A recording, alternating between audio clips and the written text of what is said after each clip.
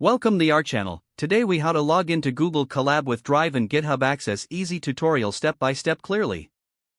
Open your web browser and go to colab.research.google.com.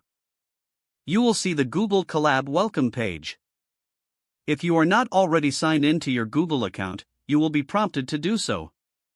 Enter your Google account email and password, then click Next. Once signed in, you will see the main Google Colab interface. To enable Drive access, click on Mount Drive in the left-hand sidebar. A code cell will appear with a command to mount Google Drive. Run the code by clicking the play button on the left side of the cell. You will receive a link to authorize Google Drive access.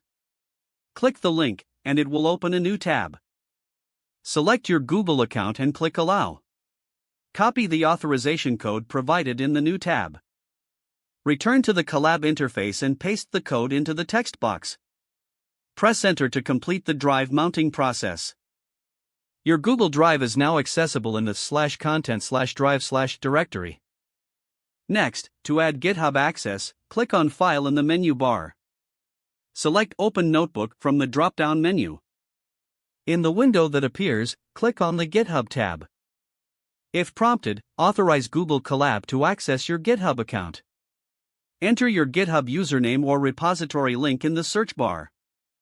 Press Enter to view the available notebooks in your GitHub repository. Click on the notebook you want to open. It will load in a new tab within Google Colab. You are now ready to work with notebooks from both Google Drive and GitHub. Experiment with the features and enjoy coding. If the page does not load, refresh the browser or try again in a private or incognito window. Make sure you are using the correct email address, then retype it carefully to avoid small typos. If your password is not accepted, use the reset option and create a new strong password you can remember.